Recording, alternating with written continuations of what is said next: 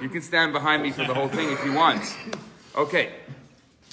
So today we're very excited to start Netzach, Hod, and Yesod. Woohoo!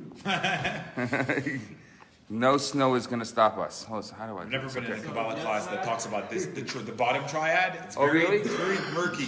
Nobody ever talks about it. Okay. Can you repeat that for me, please? So the bottom triad of the Sefirot, Netzach, Hod, Yesod, and hopefully we'll be able to get to Malchut. There's a lot of different translations. Again, because this class is in English, we have to use various translations. We're going to use the word endurance for Netzach, the word adoration for Hod, which may or may not be a good translation, the word bonding for Yesod, and Malchut, royalty. Other terminologies that we need to know for today's class is we may refer to the triad as Nihim, Netzach, Hod, and Yesod. That's very common to refer to them in mnemonics. The word Hoda'ah, meaning acknowledgement. The word Hiskashrus, sorry about that. The word Hiskashrus, which means bonding. Then there's a term called Mesirat Nefesh, which is total dedication of oneself to God.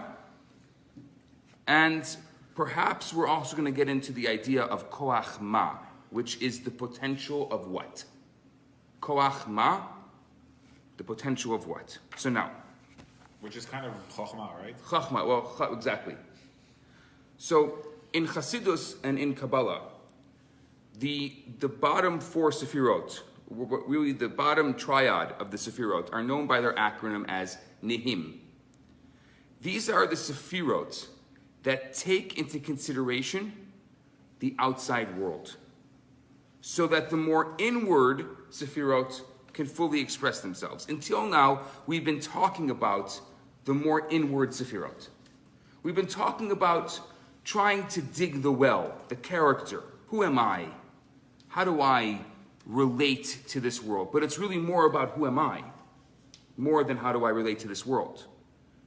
So now, in order for the internal Sefirot to be able to express themselves, we need the external Sefirot. The person, the giver, is considered on the inside. For example, let's pretend there's a teacher and a student. The teacher has to first realize that they are a teacher to a particular individual, which means if the teacher doesn't think that they're a teacher, then they're not a teacher. If you don't say, I am the teacher and you are the student, then I'm not the teacher and you're not the student. I'm going to even go a step further to say, you can't be a student unless I'm a teacher. It's very, very easy for us to say, we're all doing this together. It's going to be a big happy birthday here. Everything's wonderful. It's going to be collaborative. Collaborative is good, but someone has to be the teacher, the other one has to be the student. And I'll explain to you how this works, which means the teacher has to recognize that there is another world outside of themselves, the student. It's very easy for me to sit here and say, actually, I'm talking to myself right now, and it's all about me, and you happen to be listening to my personal study. What is that going to do for anyone? Absolutely nothing. No. Absolutely nothing. So once the teacher comes to the realization that he has to think of means to contract his knowledge in a way that is compatible to him without overwhelming the student, the teacher has to first feel good about the student so that the teacher's desire to share the information will be with joy and love. Each one of these steps are within the mind of the teacher. Before he says even one word to the student, the teacher has this whole preamble. I have to be able to contract my knowledge. I have to be able to create something that is going to be palpable to the mind and to the heart of the student. At the actual time when the teacher is ready to communicate, he has to deliberate as to the exact words, the exact phrases they're going to use so the student understands exactly what the teacher means. Which means, if the teacher is not going to go through the process of trying to find the words that the student will be able to comprehend, the teacher's not a teacher and the student's not a student. The teacher's not teaching and the student's not learning. I mean, yes, of course, we want to be able to uplift the student. We want to be able to stretch the knowledge of the student, which means it can't be too easy. But of course, it can't be. Imagine if my class right now was in Yiddish. I mean, it's very nice to have a class on Chassidus in Yiddish, but what's going to happen to everybody who's sitting around here? It's not going to really do anything for you. Yeah. So, in order for the teacher to understand that here there are people right in front of the teacher. Andrew. Hi, Andrew. You're on the camera. Hello. So in order for the teacher to realize that the teacher's not teaching himself, but rather there's people that are sitting around that are trying to understand the words of the teacher, that is the first step. And then the words that the teacher uses also have a tremendous effect on whether or not. It could be that I'm talking right now and you can't understand a word that I'm saying. I could be saying words and you're like, I don't know what he's saying. Do you understand what I'm saying? See, just my ability to ask that question automatically gives you the space to be able to say, oh yes, I understand what you're saying. So now, once this happens, once the teacher can be able to create no, I am the teacher, and now my job is to contract my knowledge in order to make it palpable for this particular class, for the student. Once this happens, the teacher begins bonding with the students. And together, the teacher and the student feel a sense of unity. Finally, the teacher forsakes their feelings. The teacher forsakes their position of supposed superiority, which we can get to in a different time, whether or not the teacher really is superior, and makes the student the primary focus, realizing that the student is totally committed and devoted to him, through submitting themselves to the teacher. Now, this causes the teacher great satisfaction, obviously, right? There's a great pleasure. The teacher is coming to the conclusion that it's my student who taught me more than anything else. As the Talmud says, that from my teachers I've learned, from my colleagues I learn more, but from my students I learn most. Because the truth is, the best way to teach, the best way to learn is to teach. You believe that? Yes, I do believe that. The best way to learn is to teach. I agree. Now, this is all a metaphor. The same details can be seen in a person's character. Once the inside, which we called the Chesed, Gevurah, and Tiferet, the other triad that we spoke about last week, once the inside state is complete or is acknowledged, this becomes a total self-focus. The person is expressing their 3 intellectual faculties and their 3 emotional faculties, but they're still focusing on themselves. It's wonderful, it's great, because we need to be able to build character. We need to be able to dig the well. We need to be able to ask, who am I? Where am I? Why am I? What's my purpose in this world? That's important. If I'm not trying to become a better person, then what am I doing? But now we've done that. We've done that. We've developed the intellectual components. We've refined the emotional attributes. What happens now? We can become complacent. We can become haughty. We can become self-centered. Because we can realize, oh, I have chachma, I have bina, and now I acted on it, I have dat. But isn't chachma humility? Chachma started off with humility, but all of a sudden, after you had the Chachma and the Bina and the Dat experience, all of a sudden, you know who I am. I'm a Dat person. I've always found that the monastic ideal, okay, the idea of the monk on the mountain, right? Right, exactly. As the model of enlightenment, let's say, is kind of what you're describing here. It's like, okay, perfect. You've reached a state of perfection. Good for you. Exactly. So what is the monk on the mountain going to do for anybody? That's right. You're not communicating that Right? perfectness with the world.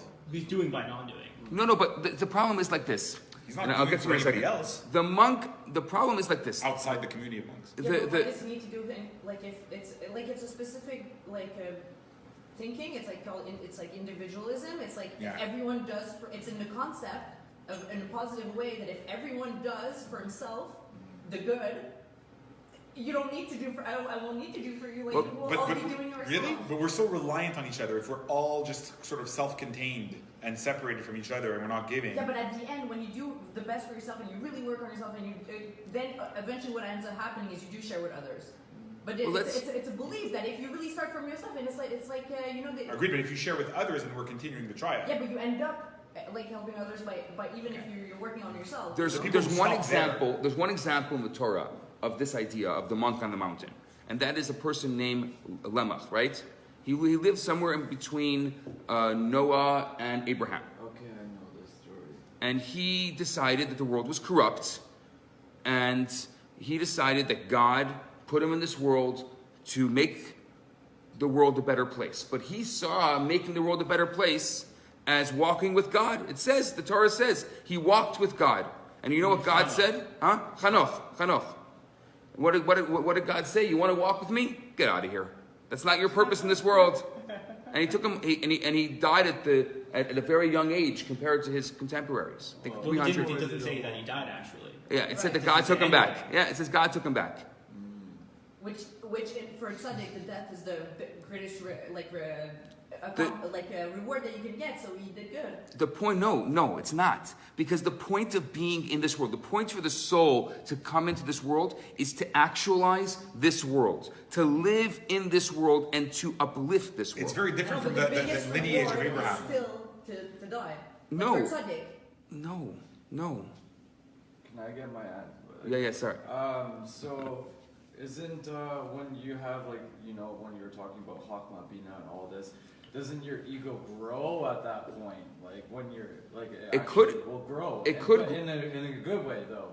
It will Or it can grow in a bad way. It depends on who you are. But your ego will grow no matter what. We don't want the ego to grow because the ego can become inflated if it But grows. when you're a teacher, do you have to be more of a zero, according to the teacher or to the student? Does the student have to be more of a zero, or does the teacher have to be more of a zero? It's a really good question. Does a both student have to become more of a zero or the teacher? Who's the zero in the relationship? I think the teacher. I think to some extent it has to be both, but at different points in time. Again, whenever you see these contradictions, it's because you're lacking the dimension of time. So the teacher has to start being full because he's going to give something. Right. So if he's not full, we're not talking about a relationship, right? So he's got to be full. However, then there has to be a moment where he subtracts himself and doesn't make it about him in order for the student to be able to come. The student has to start at zero. But then slowly has to start putting of himself in the process. That's a very interesting process. So you're saying the student starts at 0 and the teacher starts at 10, and eventually they both end up at 5. Ideally. I guess so, right? Because at the end of the class, if you really internalized these ideas, then I've shared, and I have to let go of a part of myself to allow you to be able to receive it. And then you have to let go of part of yourself to be the receiver. Yeah, and you have to put parts of yourself I don't in see it. why it goes from 10 to 5. Why can't it go from 0 to 10?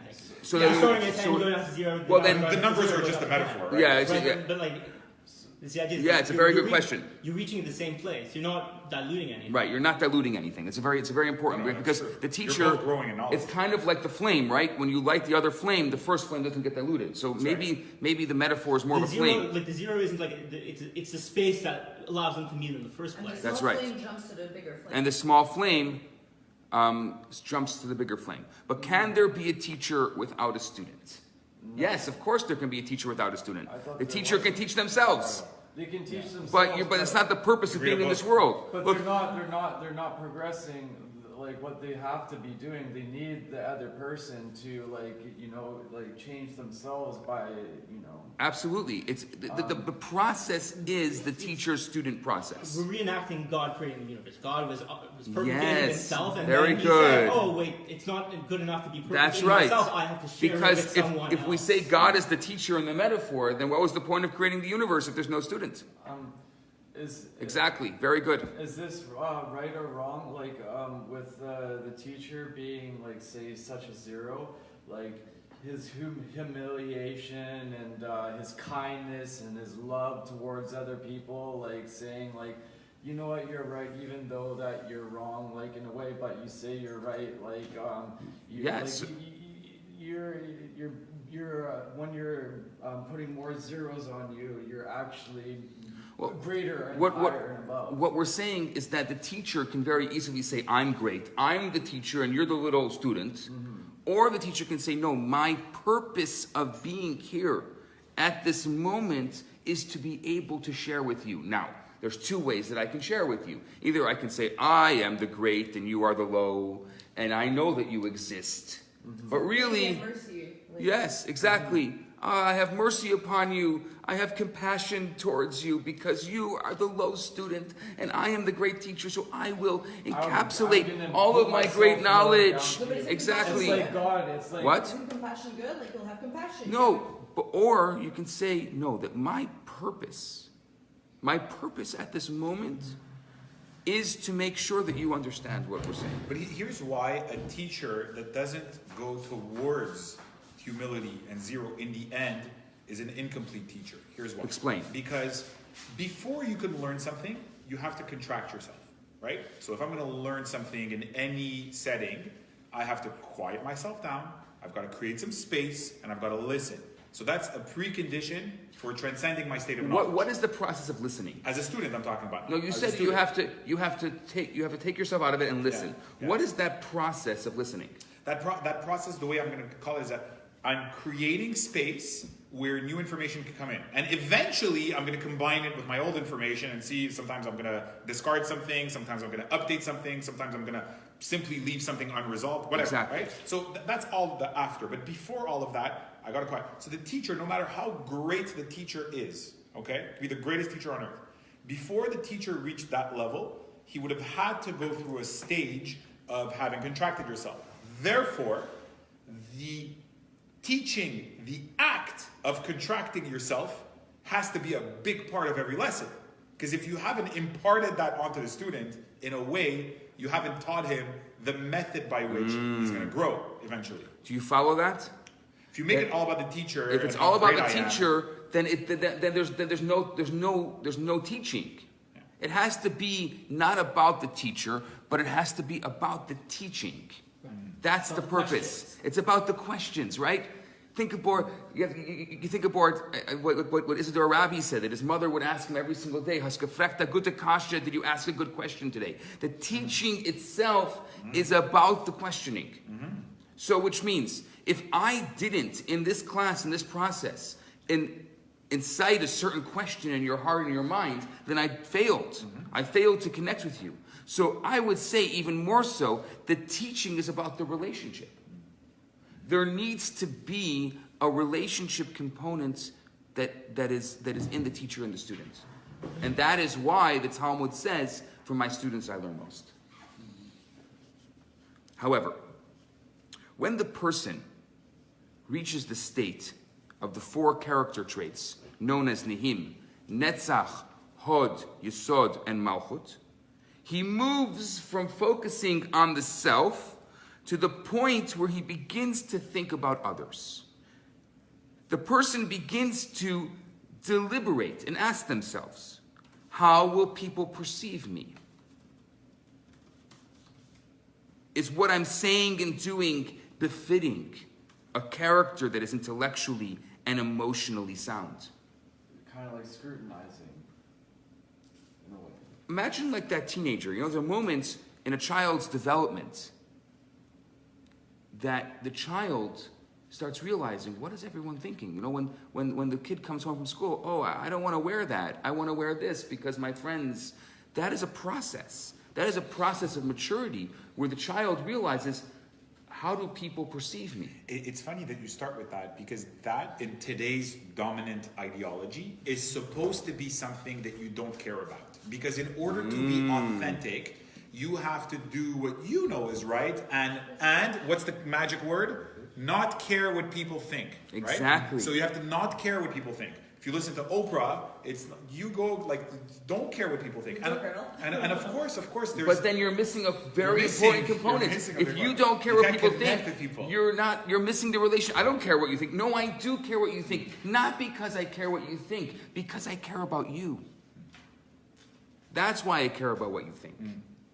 Not because, you see, becomes all self-centered, because the not caring. Without the teaching and self-centered. What the Oprahs of the world are saying is that then don't care what other people think, because you become selfish. You're saying, what do people think? No, that's not what we're saying. I care about what you think because I care about you. But here's what Oprah is responding to. It's a totally different perspective, though, because then the focus is still on the other. It's not on yourself. If you say, I care about what you think about me, and the focus is still on yourself, then it's an unhealthy frame of mind. No, because I'm going to be able to have a growth experience based on you. You are going to challenge me, and as a result of you challenging me, we are going to have a growth experience together. No, but here's what Oprah's responding to. Oprah's responding to the opposite extreme, which is, I only live for other people. So I no longer have a mind of my own. So let's entertain that. So let's say we have the opposite extreme. I only live for other people. Yeah. What happens to the person there? So we know what it looks like to be totally selfish. The first six faculties that we talked about cannot even begin to be realized. Exactly. If all you care about is other people. So you're never going to even get there if you allow the process to start and to move through. Then you're not even going to be able to get there. Which means if you went through Chachma, Bina, and Dat, and you went through Chesed, Gevurah, and Tiferet, you're not going to end up there. When you get to the him, now we're starting to get to the other. You'll have nothing authentic. Why can't you go the other way around? Why can't you start with the other and then go up? Well, think about it a second. Why can't you start with the other and then go up? Think about it. First, you need to connect.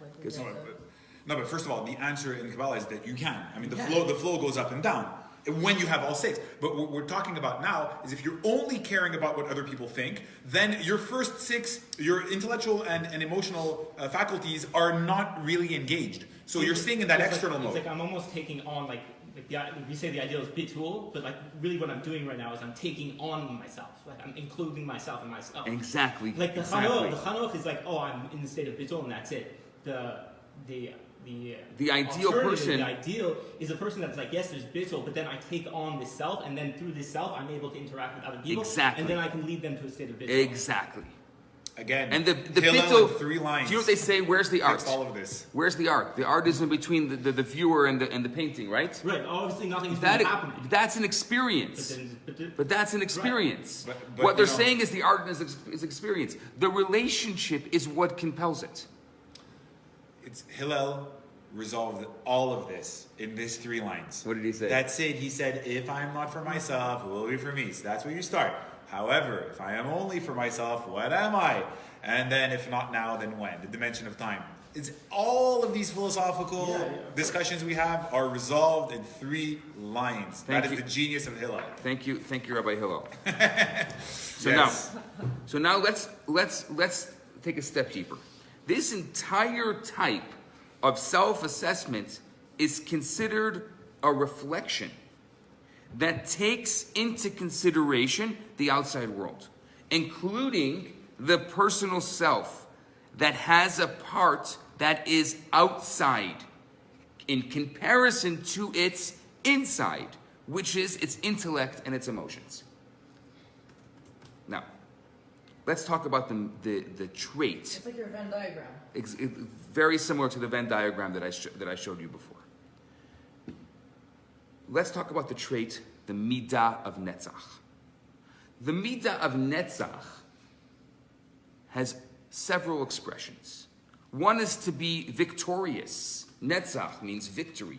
To be victorious over any obstacles that hinder doing what intellect and emotions say are correct. That's the first.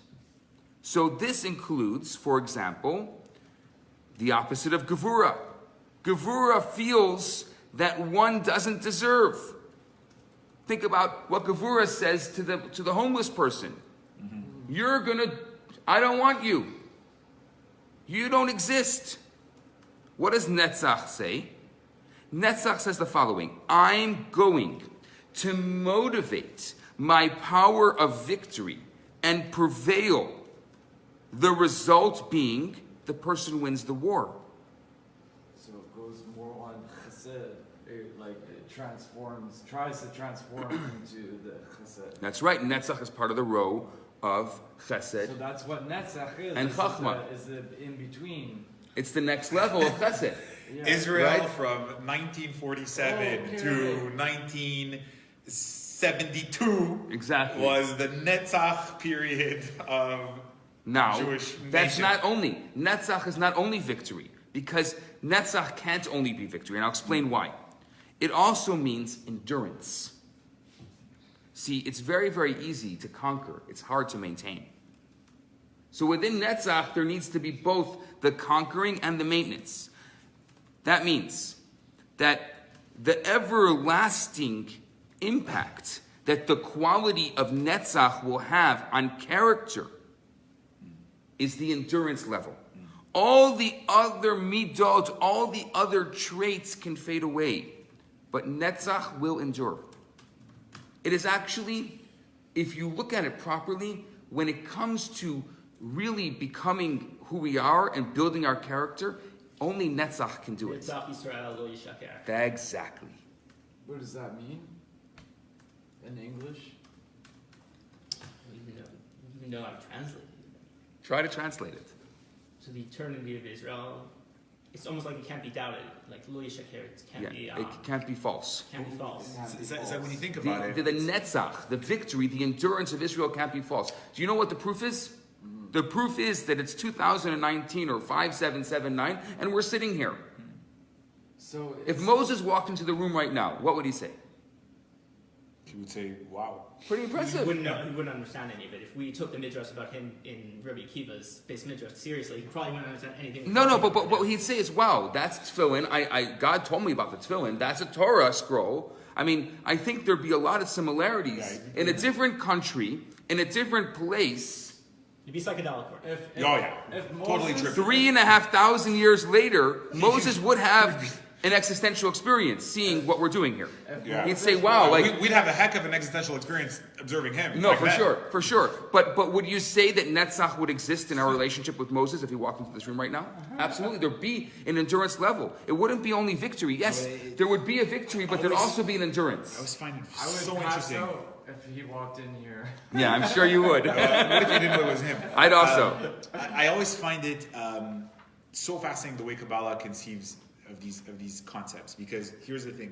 This is where it's so logical in terms of the Netzach. It's that when you think of victory, okay, whatever it is, it could be the victory of an idea, right? It could be the victory of socialism. It could be the victory of free market capitalism. It could be the victory of compassion. It could be the victory of standards. It could be the victory of a million things, okay? However, the process by which you obtain the victory, right? So you go through something that let's call it metaphorically a war, right? It's that we confront adversity, there's other forces, and then this force is going to win out. Okay, step victory. one. However, if you win, again, the dimension of time, if you win now, today, and 2-3 steps from now, 2-3 days from now, 2-3 weeks from now, the battle is lost, have you really won?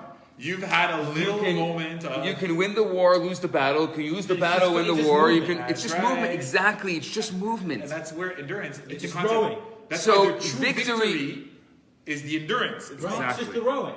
Exactly. True victory is the endurance.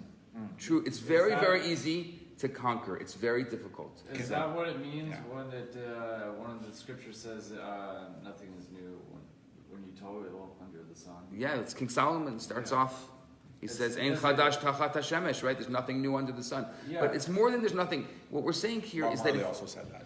huh? Bob Marley also said I don't that. know who was first, Bob Marley or King Solomon. Well, I'm not going to say. Who was King Solomon? Oh, okay. Well, they definitely worship King Solomon. That's for sure. Okay.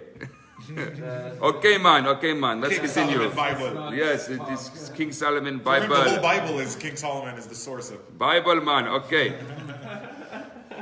Now, let's go a step further because I don't think that's enough.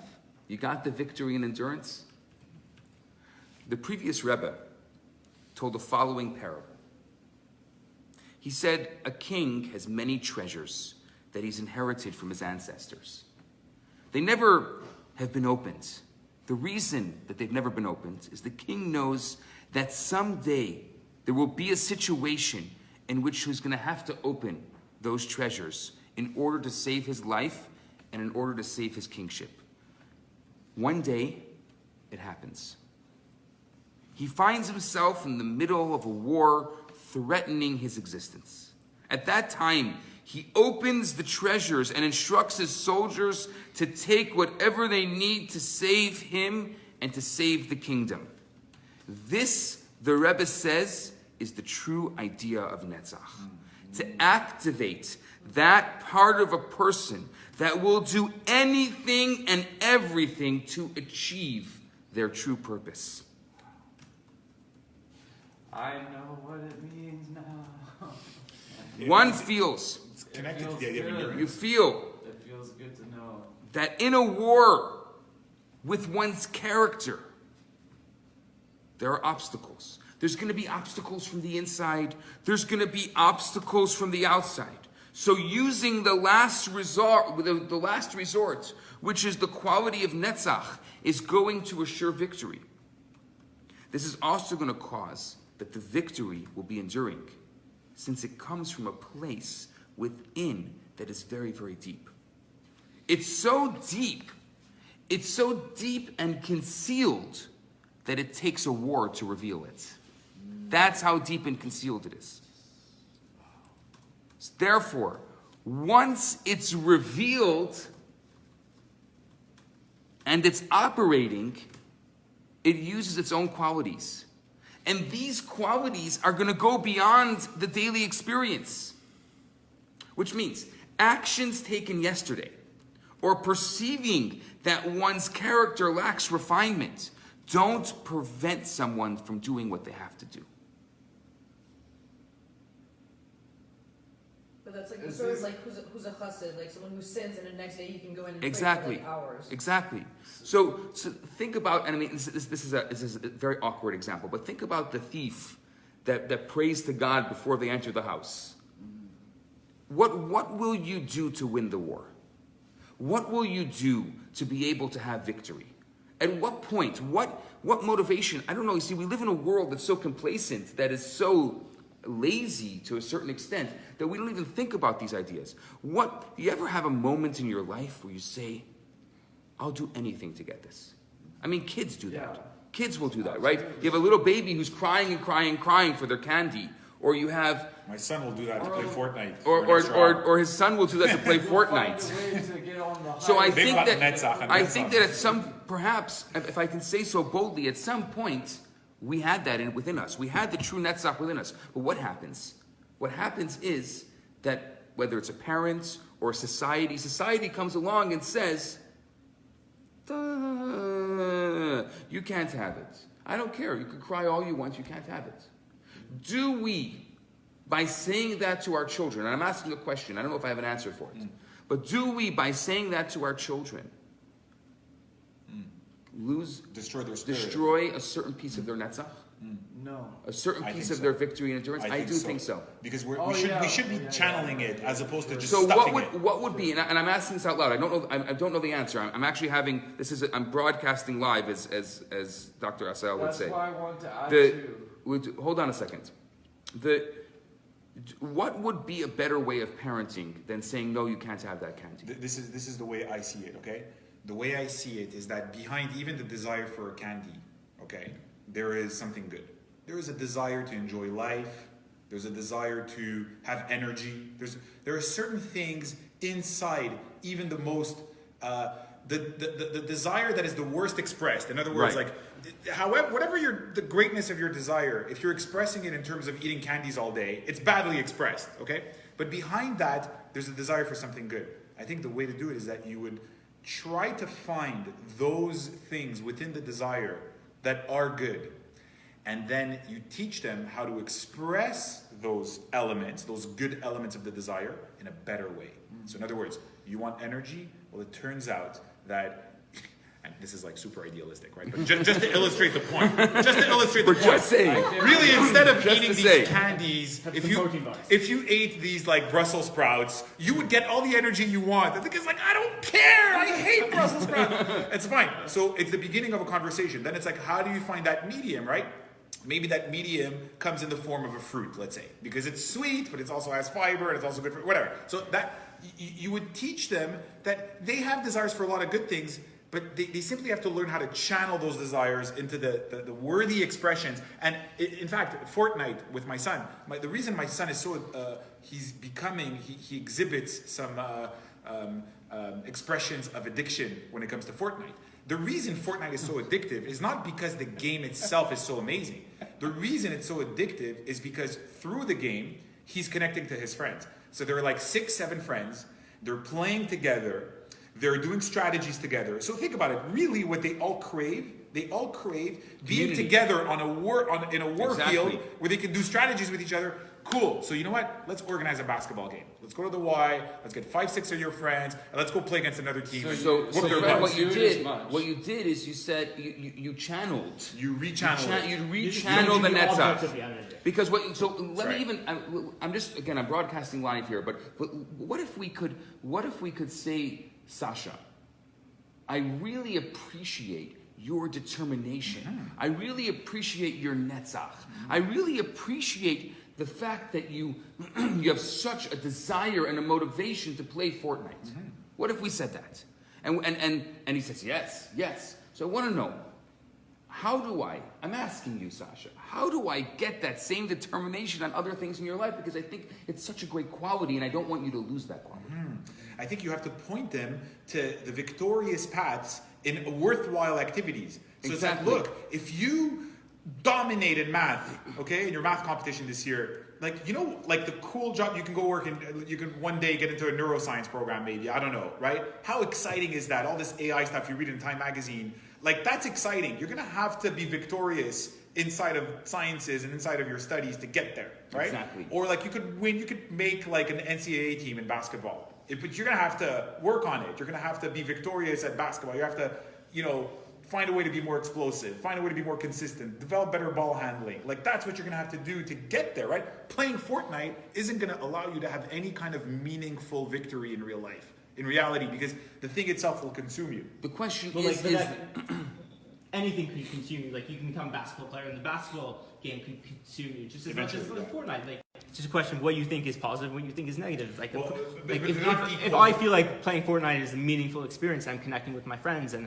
I feel like I'm actualizing myself. I don't see what the difference between that and playing basketball would be. It could be different, but this is what's different about it. First of all, there are similarities. There are clear similarities, right? The person that is really becoming the best Fortnite player and that's overcoming himself in Fortnite and found a way even to monetize it and turn it into a multi-million-dollar career, as some Twitchers do, right? So for that person, maybe they express their Netzach productively through Fortnite, perhaps. But in terms of a kid that's 10 years old, okay, and it's still building the foundations of their life in terms of learning how to work hard and persevere and delay gratification, if you become addicted to Fortnite at that stage of your development, right, I would say that it's going to hurt your ability to get victories in fields that are worthwhile and that are more likely to give you an ongoing relationship with the world, as opposed to just like locking yourself up in a basement and playing a video game, right? So there is a difference. so I stretch out over time. I would say that we have a good idea of what Netzach is now. Now, hold on a second. We need the opposite extreme of Netzach. Now, before I even get there, Hod, we're going to walk into Hod now. What is Hod? If Netzach is so powerful, victory, endurance, everything we've just spoken about, what is Hod? The way I always describe it as contemplation. It's more the... If Netzach is the horse, Hod is the chariot. Hod means adoration. Hod means devotion. Both Netzach and Hod are the deliberating aspects within the person.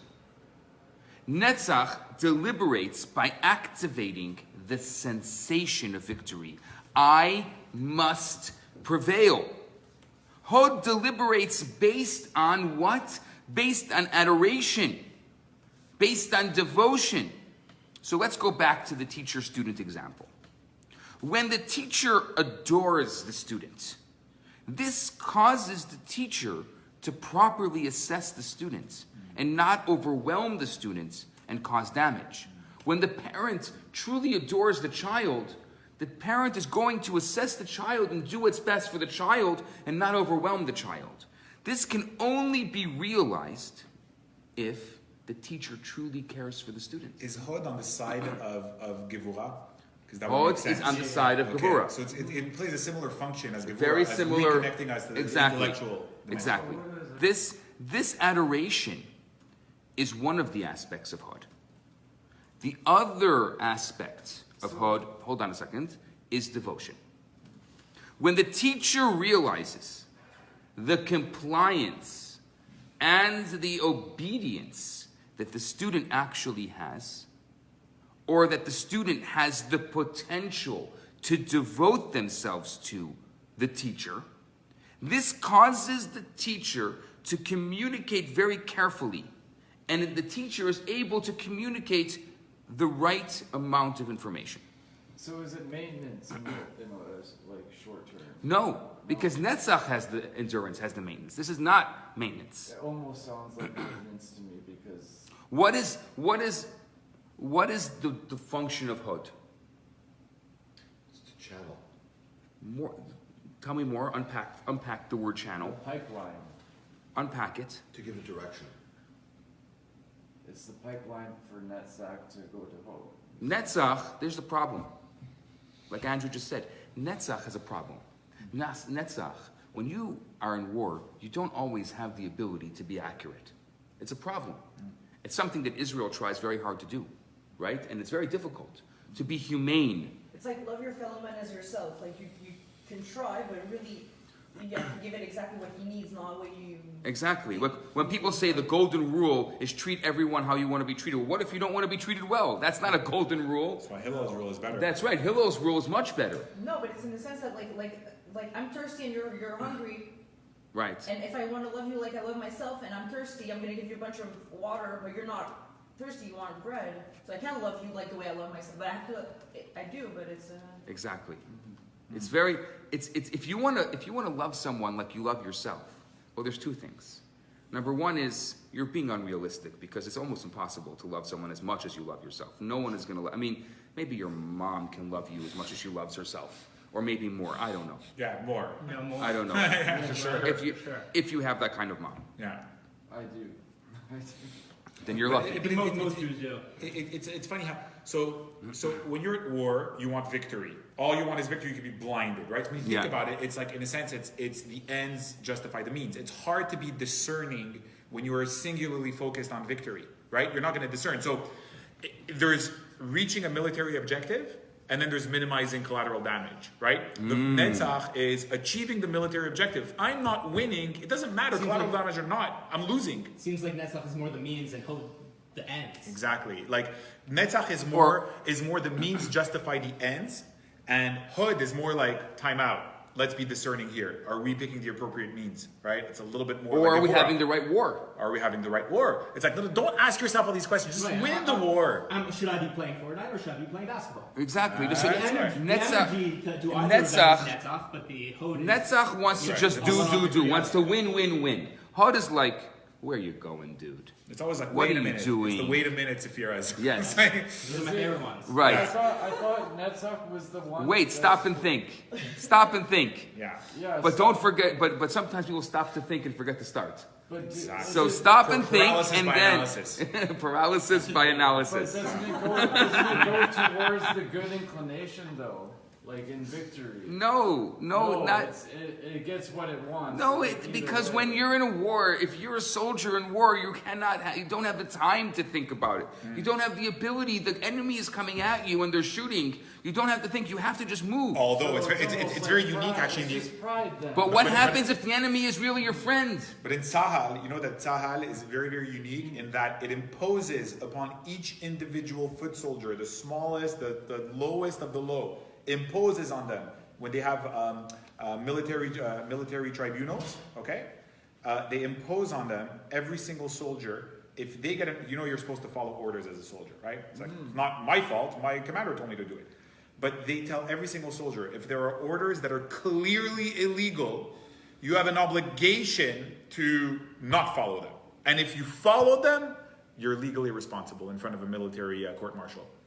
It's very, very unique in the sense that every single soldier is viewed as a moral agent. Now, we understand that for a soldier, it's Netzach. You're going to have to listen to your commander, like 99.9% of the time. However, if your commander gives you a clearly illegal, and then of course it's like, what is a clearly illegal? Well, go out and murder these 40 children just because we have to win the war. Whoa, this is clearly illegal. If you carry out the order, you are legally responsible because you followed a clearly illegal. So every single soldier has to exercise a little bit of conscience. So I think it's a very good example. I think, and what you're saying here is that Hod is the moral conscience in the war. It's like the ends. I just followed orders. That's right. You can't say to Netzach, I just followed orders. You can't say that because that's not fair. Because you need to have an internal compass, and Hod becomes that internal compass. Now, let's continue this analogy and try to understand. Let's go back to the teacher and the student. These two feelings that the teacher has towards the student can also be found in the student's feelings towards the teacher. It's not just the Hod the teacher has towards the students. It's the student has to have Hod towards the teacher. First, the student develops an adoration and a love for the teacher. Sometimes this feeling is motivated by the teacher, and sometimes this feeling is motivated by the student's natural feelings towards the teacher. Now, the second aspect of Hod is as reflected by the student towards the teacher is the devotion and the obedience that the student has. These two aspects of Hod shed light on our relationship with God. How does this work? First, we develop the character to having a feeling of love and adoration towards God. That's the beginning. We first develop the character of love and adoration towards Hashem. This attraction is based on the recognition that God is the king, and therefore, since God is the king, God is beloved. Next follows a feeling of devotion through observing Hashem's mitzvot, Hashem's commands and directives. Chassidus explains that Hod comes from the word hoda'ah, which means acknowledgement.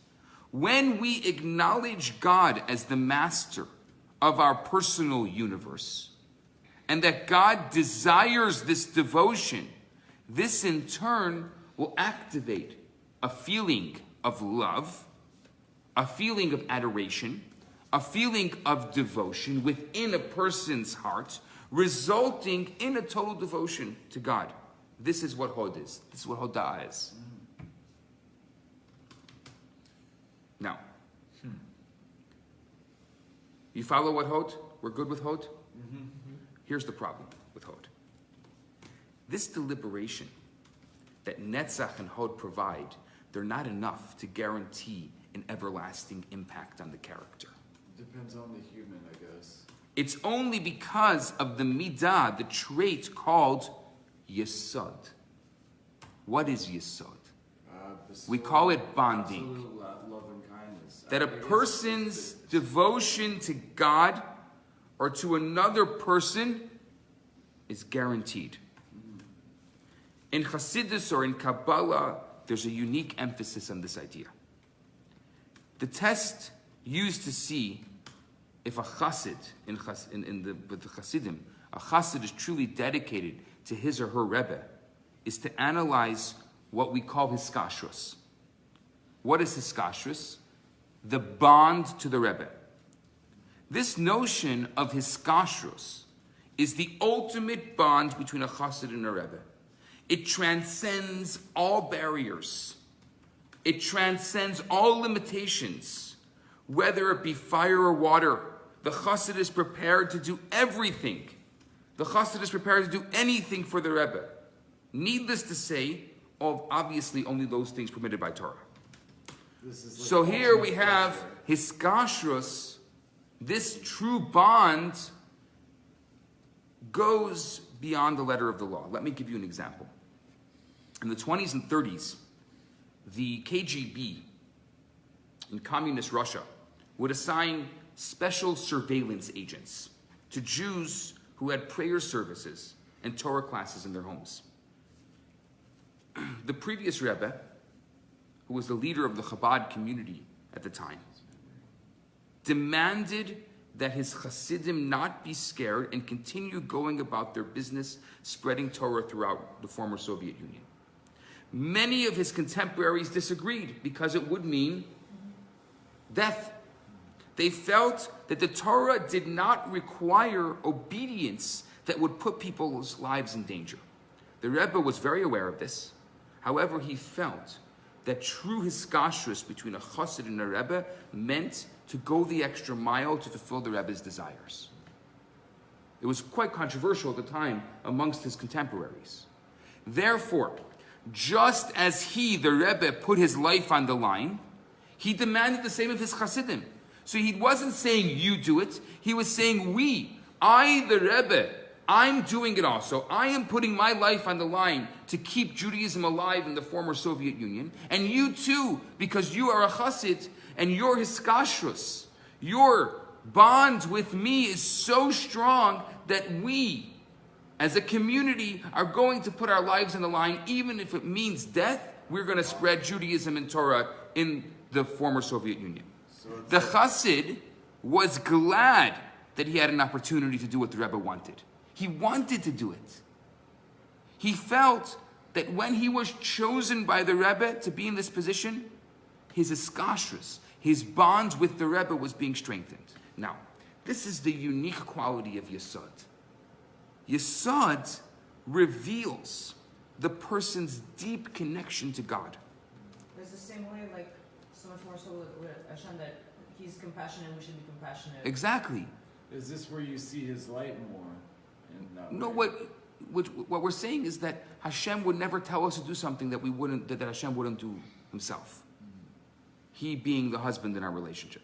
Well, from what I heard, it almost sounds like you're gonna do it, like go in this, like I'm giving my life up, and you're gonna give your life up too. So but it's not that I'm giving my life up and you're gonna give it. It's that we have hiskashrus. We have a bond. Mutual guarantee, and it's like almost saying like so, one man, one heart. Let's go back to human relationships.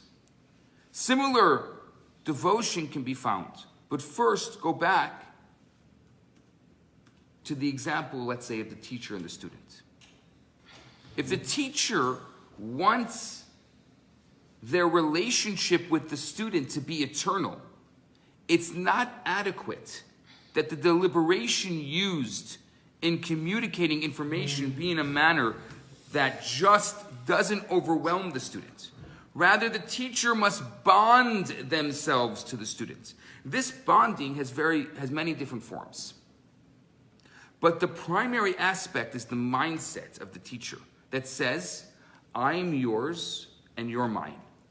When the student feels this radiance coming from the teacher, the student reciprocates, and that bond lasts forever. So in human relationships, it's hiskashrus, it's bonding, that is the element within the character that causes relationships to last. This is the secret of relationships. This is the secret of marriage as well. When two people have many things in common, there's no bonding. This relationship is not going to last. Bonding in this scenario means to realize that the relationship's foundation is more than we complement each other. The essence of bonding is to have a strong focus on each other, realizing that without each other, neither is complete. In other words, we are two halves that are uniting. That is the power of bonding. The power of bonding is that we are not complete. There's something missing. Not only is there something missing in my life, there is a piece of me that is missing without you. I am only half a person without you. The best version of myself without you is 50%. It's the best version of myself. And I'm not even the best version of myself. Once you come into the picture, once I bond with you, you not only, and we can even talk about it in selfish terms, you become the only way that I can reach the 100%. That's how connected we are. Now, with regards to personal character traits, Yesod is the element that bonds people to God and to the true essence within. In regard to God, Yesod would be the concept of what we call Mesirat Nefesh, total dedication of oneself to God. When going back to the former Soviet Union and the Rebbe's directives that the Hasidim should give up their lives to spread Torah, if that's what it takes, the Rebbe says, if that's what it takes on behalf of Yiddishkeit, on behalf of Judaism, then it's our responsibility to do it. If that's what it takes. And I want to tell you, the sad part of the story is that many of the Hasidim did end up giving up their lives. Actually, the room full of Hasidim that the Rebbe asked, most of them did not survive. And those who did survive were brutally tortured, including the Rebbe himself. But does the Rebbe, After that, the Rebbe never walked again. Really? Wow. Did the Rebbe enter Auschwitz at all? It's not a. I don't want to go through.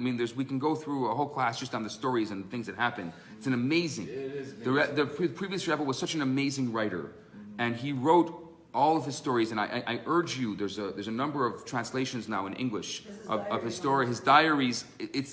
The stories are unbelievable. The way he describes what was going on there. For the past week, that's all I've been really doing. So the concept of Yesod within would be that feeling that there's no way that I can waive my responsibility to do what I know is correct. It is my bond to the truth that makes me realize that without being truthful, I'm selling myself. Without being truthful, I'm selling myself. This sensation comes directly from the attribute of Yesod. I realize that without the truth, I'm only half, and my other half is missing. The bond to truth solidifies and secures my whole being, making it possible to assert character in a healthy way. I need Yesod in order to be in a relationship. I need bonding. I need to know that me without my significant other is not even 50%. In best case scenario, if I was a perfect version of myself, it would be 50%. And it's not even 50%. But again, this goes against, I would call, the ruling ideology of the times, which is, you don't need anybody else. Right. You are perfect just the way you are. And you have to be self-sustainable and complete in yourself as an individual. And if you are, then why do you need others? Others just ask things. They have their own agendas. They have their own needs. You don't need to bond in order to realize yourself at the highest level of that particular ideal. Right. And it's interesting that I think no matter how you define self-realization, I think it's pretty safe to say it's always going to be more expansive, and it's always going to be more ultimately, what's the right word here? It's always going to be ultimately a greater set of relationships if it includes the other. if it includes bonding, if it includes relationship. That's really what realization is. I In the think first that's place. I think that's That why you're not just some isolated individual, and it's only me and no one else. It's like I live in a web of connections with everyone else. And that the same goes even if you look at the most materialistic scientific endeavor, okay? Realization would involve, people give the example of Einstein all the time. He came in and he told everybody they were wrong. No, in a sense, he came in and he revolutionized everybody's understanding of science, right? He was part of that community of the mind. And in a way, there was a deep bonding at that level. I mean, that was like the big difference between like alchemy and chemistry and like science in general. Is that alchemists would oftentimes do their experiments and not want to share their findings with someone else. But the scientific mind was, no, not only do I want to do my own research, but I want to share my research with others. And through that, You were nothing without the community. Right, without the collaboration, we wouldn't get anywhere. Very interesting. Yeah. That's like one of the fundamental discoveries of science. Like, the more we look into ourselves, the more we see everything else. So we're all connected. No. This is Yeah. the most obvious truth, and yet Yeah. It's tough. so- From an individual perspective, It's like the hard very to see. famous joke. Like there are two fish swimming in a fish bowl, and an older fish swims by and says like, "How's the water?" And the two younger fish look at each other and say, "What's water?" It's sort of the same thing. Like we live in a world of interconnection. Yet we always Deep want- interconnection. I mean, it's fundamental, and yet we always want to say, "Oh, it's just us." Well, it's way easier to live your life in denial of that reality, right? Well, because that's how I create myself. Yeah. So, but that's only one step in the process of, right, and the Yesod ideal. I find it very interesting how we got there. We get there from Netzach, which is victory at all costs. You find inside of you the resources, whatever resources it takes. So you're very, very connected to, when you look again at the Chokhmah and the Chesed, it's a little bit of that ethic of like, you're being intuitive and you're engaging your emotional body. In a sense, I see that whole line. I know that it's the emotional can be viewed like this, but the emotional can also be viewed left to right in the sense that, Chokhmah, Chesed, and Netzach are all kind of like more connected to the emotions of, they're a bit more intuitive, and it's very important. You need that. If you don't have that, you can't reach the highest ideal of Yesod, right? If you have only Hod, all you have is this adoration of something. But if you have adoration, Part of me is analysis, like the paralysis of analysis again. paralysis of analysis. It's like, okay, you're adoring this thing, but in a way, you're not there, Fantastic right? line. And it's when we go back, it's very. When you go back to Andrew, have a good day. the concept of, when you go back to the concept of taiva, okay, of like that unique desire of the individual, okay, without the connection to the emotional self, the self is not there, really, right? It's an ideal. It's a sterile ideal at some point. Yeah. You adore something else, you're denying the connection of the self and the other. The thing that you're adoring is perfect, and I'm just completely some small and platonic insignificant. ideal somewhere It's a else. platonic ideal somewhere else, but it's also important because that's where the intellect can So- express itself. And that's where. So let's just kind of conclude this this class here today. I want to just get an idea of what is your main takeaway. We talked about Netzach, Hod, and Yesod. Three very powerful ideas that generally are not spoken about, like you said. It's not this triad is not spoken about generally. So what do you take out of it? What are you taking home with you today? So much. I mean, Let's encapsulate. Let's get some nuggets out of this class here.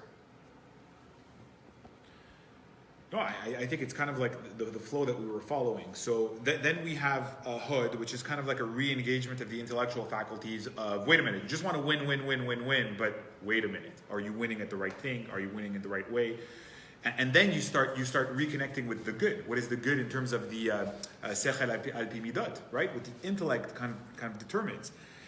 But then, in order to create that everlasting bond, that is not enough. That knowledge is not enough. You need to come back of the emotional self. That's right. And you need a bonding with the good.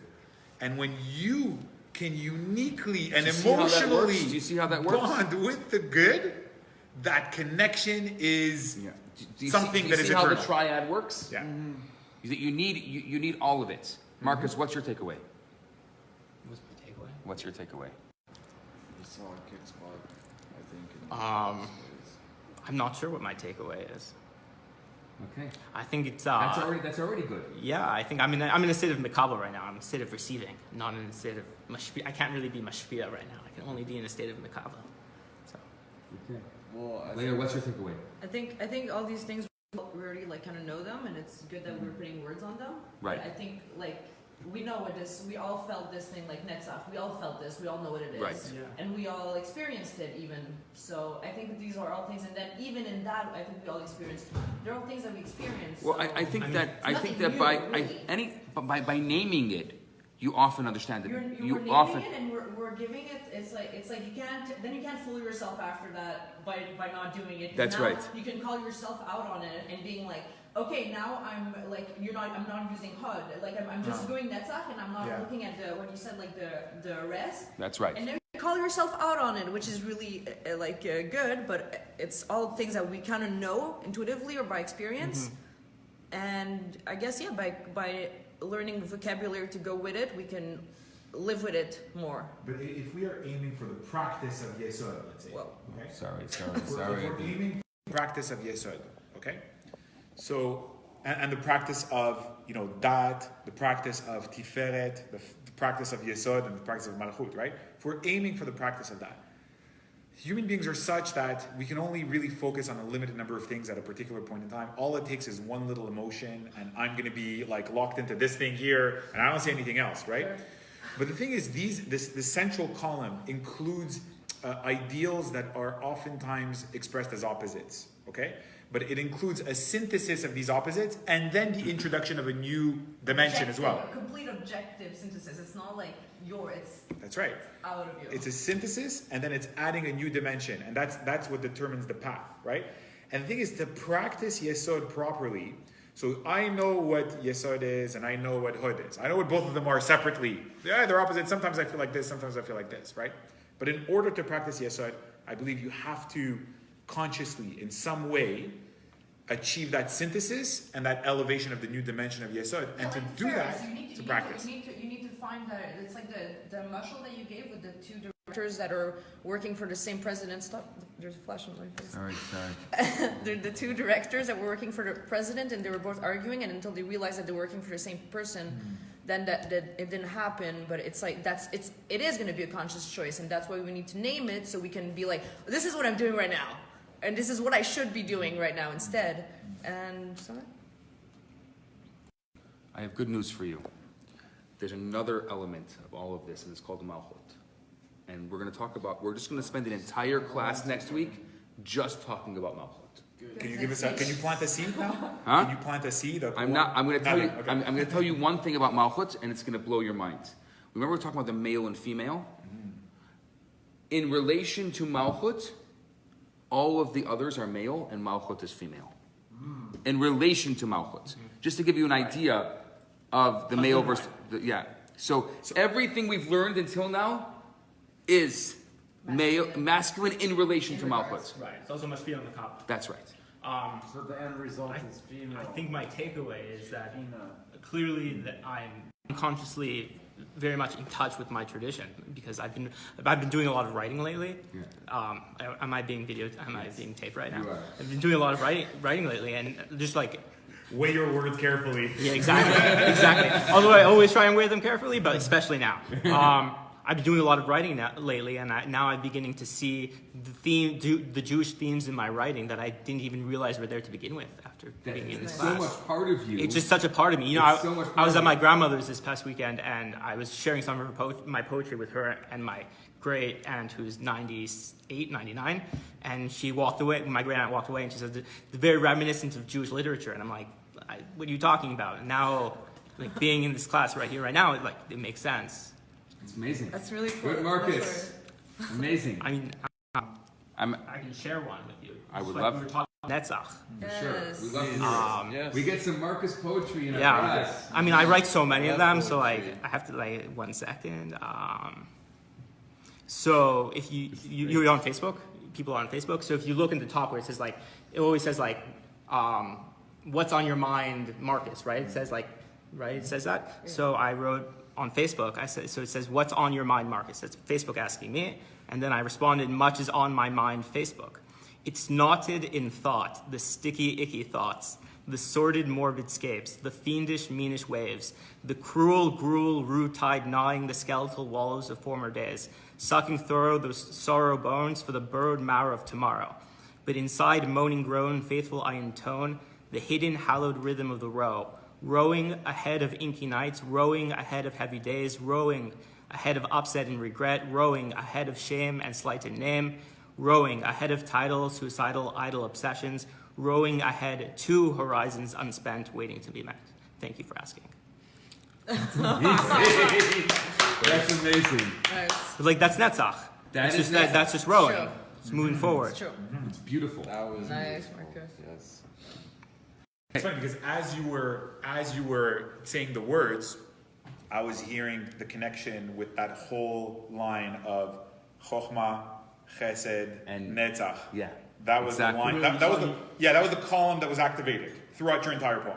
And it might, like, as soon as you started, I'm like, we need some Bina here. But it's a beautiful expression of the whole, right? And you see how each Sephira can be the ultimate point of a certain process, right? Because if you're It's definitely one-sided.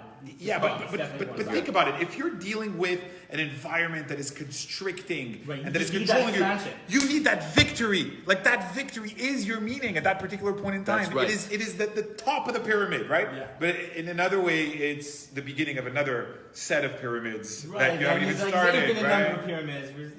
It's like there's a great line by Bob Dylan in one of his songs. He goes,